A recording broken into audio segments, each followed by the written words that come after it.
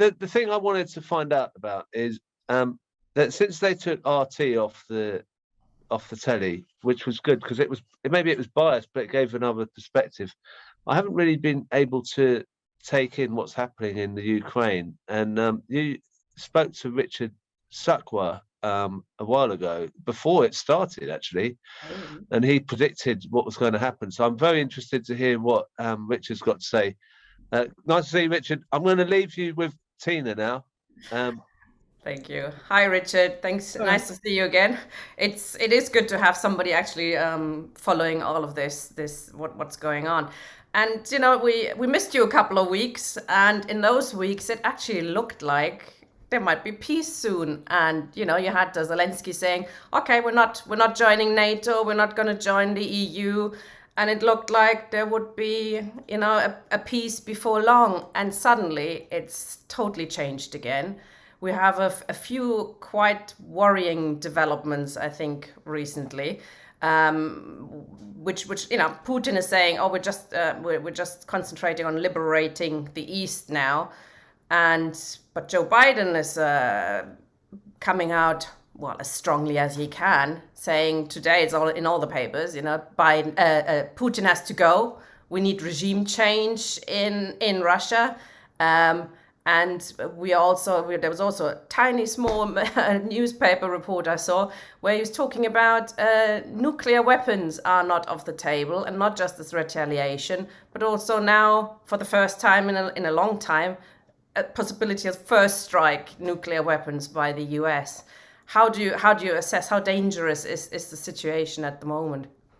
Well, at the moment, we've got a catastrophe, but it has the danger of escalating into apocalypse. So we're right on the edge, just as I suppose we were in 1914, but that was with different sort of weapons. As for why there's no peace, or the negotiations effectively have stalled, is because all sides believe that if they keep going, they can improve their bargaining position. It's classic bargaining. There's a whole, courses taught at universities about diplomacy and bargaining in such a war-like situation. Russia believes that if it can consolidate its dominance, not just along the south of Ukraine, but also all the way up to Kharkov, to capture the major Ukrainian army facing the Donbas republics, its position will improve. Ukraine itself believes that it can bleed the Russian forces not just into stalemate, but into ultimately defeat. And above all, it's not just the two sides, it's the United States itself, which has its own strategic goals, as you suggest.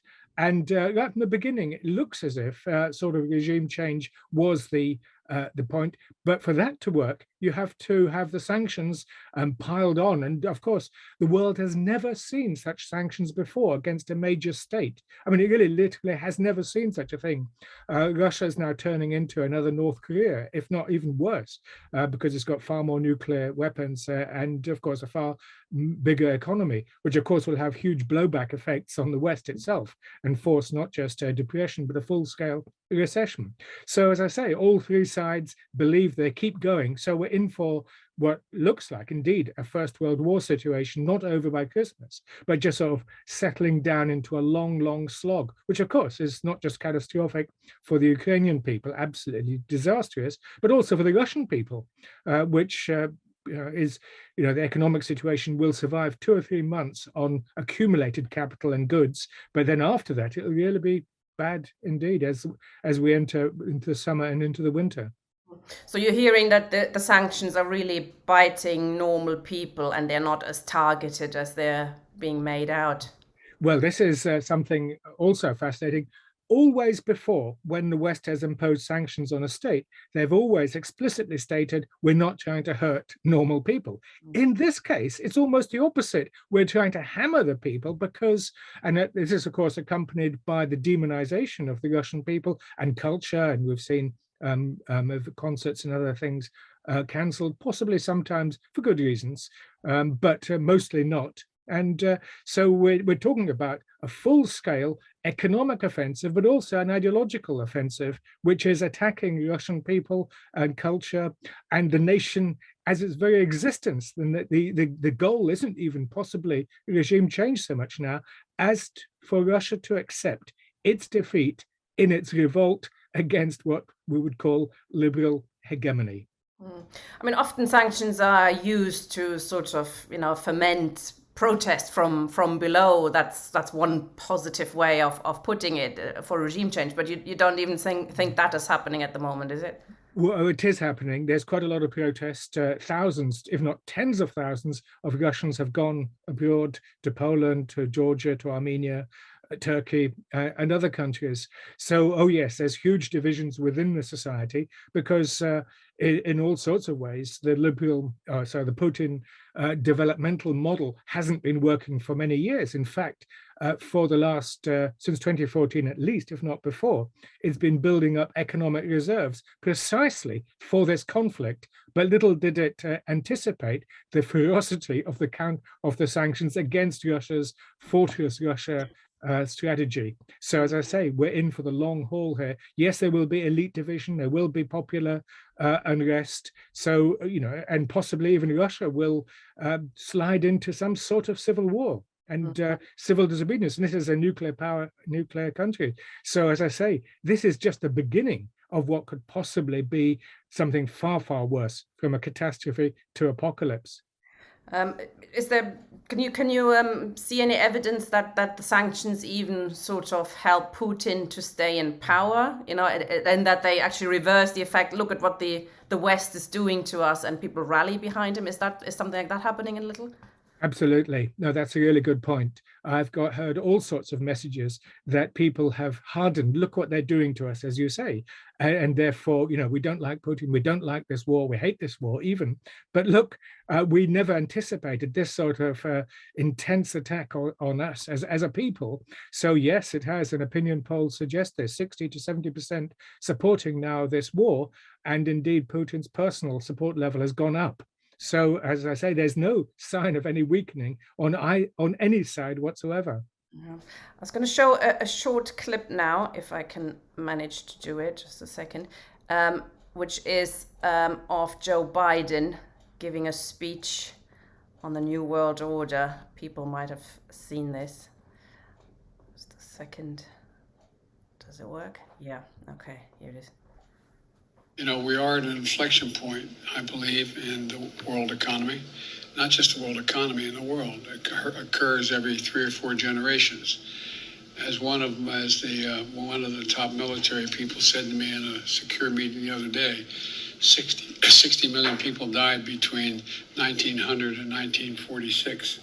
And since then, we established a liberal world order, and that hadn't happened in a long while. A lot of people dying, but nowhere near the chaos. And now is a time when things are shifting. There's going to be a new world order out there, and we've got to lead it. And we've got to unite the rest of the free world in doing it. So anyway. Yeah. So anyway, I mean, the way he's talking is, well, there's big wars coming, and we're gonna get in there. I mean, is this actually a sort of? I mean, that New World Order sounds a lot like the old one, doesn't it? The one before Trump. Trump was a bit of an odd one out, actually. But this do you fear this is like an attempt to, also there's China. They're not doing quite what the US wants them to do, a reassertion of, US hegemony over the world. Yeah, indeed. This Ukraine conflict, is just the epicenter of major global shifts. And of course, it's not China is trying to stay on the sidelines, but also other countries, including India, out in the UN resolutions, just the two, the Security Council and then the General Assembly one on the 2nd of March, just over 5 billion of the world's population were in countries who did not support the resolutions against Russia. So it is almost now the West against the rest. Of course, we have US diplomacy going out to India and other countries to try to put them into shape or into line. But we're heading for a time of conflict. And that's why I think the sort of the work we do in Stop the War and the analysis is just so important. I may just add one other thing. It's also it's not just going to have huge economic blowback effects, but also ideological ones. In particular, for example, just last night, my friend Mikhail Pogrebinsky in Kiev was arrested by the Ukrainian secret police, the SBU. And Mikhail Pogrebinsky is one of the most balanced, informative commentators explaining the dynamics of Ukrainian politics, but of course has been critical of the actions of the Kiev government for many, many years. And he's being swept up in this police, arrest of all dissident voices. RT being taken off, I think, was a shocking move. Yes, there's plenty of stuff there was biased, but then you show me any popular media which isn't biased. And of course, it should maintain elements of, balance. We all want that. In other words, seeking the truth. And at the moment, in this mass hysteria, we're losing the balance and the ability even to analyze the situation with any degree of impartiality, because people are then condemned for being, a Kremlin, a Putin idiot, and so on and so forth. So the degradation of language has been going on for a long time, but now it's reached a final apogee in which, all this accumulated anger seems to have been exploding on all sides. I mean, there's you mentioned the crackdown in Ukraine. That is quite important. I mean, there's 11 opposition parties have been banned, and I'm assured they're not all left wing. Well, doesn't matter if they're left wing or not. It is a huge restriction on democratic rights. Some say that's normal in war, etc. I don't think it necessarily is. I was going to show one other clip, which is about the Azov regime. And that is interesting. That was on the BBC, and we've cut it down a bit, and I found it quite worrying. But Russia's claims about Nazis in Ukraine are a mix of falsehoods and distortions. The president's Volodymyr Zelensky. He's Jewish. He has relatives who died in the Holocaust.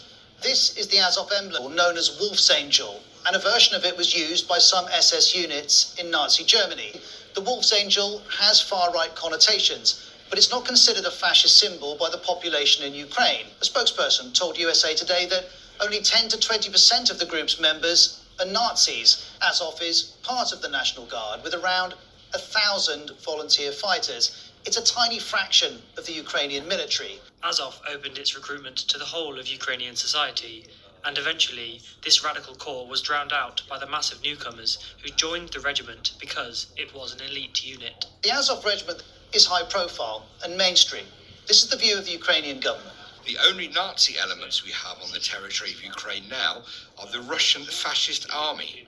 I was looking at the Azov Battalion's social media activity. There's very little in terms of extremist, anti-migrant or xenophobic rhetoric there.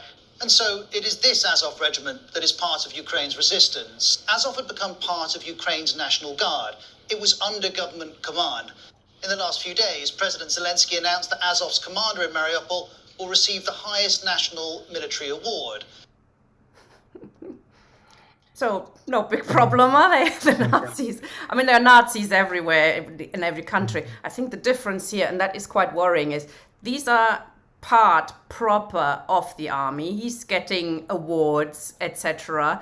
And it looks like the Ukrainian regime actually sort of relies on these Nazis, neo-fascists in the East to do their bidding. And that is, I think, the worrying bit, when the regime turns to fascists to prop it up.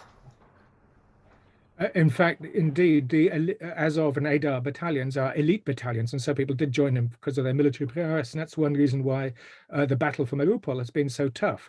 But what's happened is that spirit of, let's not even call them Nazis, I mean, there's some of them, of course, are, but extreme nationalists. And what's happened is that extreme nationalistic spirit then dominated the regime since 2014. It's one reason why in the United Kingdom we don't tend to have an extreme right-wing movement, because many of its ideas are absorbed into our own mainstream right-wing parties, and so they become part of the mainstream. And that's exactly what's happened in Ukraine, is that there's no need for them to be, as it were, separate, because they're now part of the establishment. And that's what's happened since 2014, a very well, it's not ethno-nationalist, a type of neo-nationalist body. That's why it's quite broad-ranging. So Zelensky, indeed a Jewish person, and it's included all those who buy into that vision of Ukraine as what I would call monist, as opposed to a more generous, multicultural, multi-ethnic, multilingual society, which I've been fighting for and condemned for, because I just don't buy into the vision of Ukraine, which has now become dominant, and therefore Azov is not important in that sense because it has become mainstream in the military forces. But of course, the danger of that is the utter demonization and dehumanization of the enemy at the moment.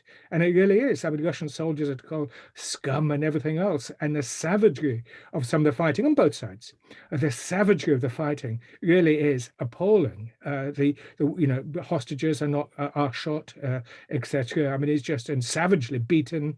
It's just dreadful. And of course, in some ways the West does bear certain responsibility for it, because this has been going on vis-a-vis the Donbass since 2014.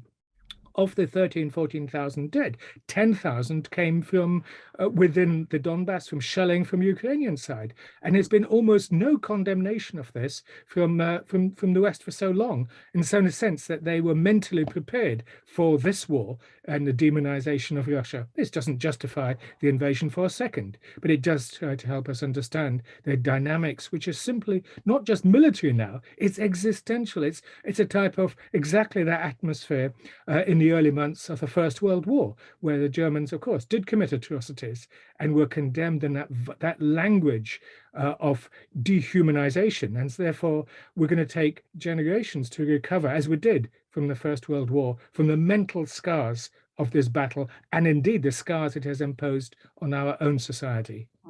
I mean, the war in the Donbass region, of course, and shows what happens, for various historical reasons. You put a lot of people, you draw the borders in a particular way, and you give bits of land, and people are given to this ruler or that ruler for, imperialistic reasons, etc.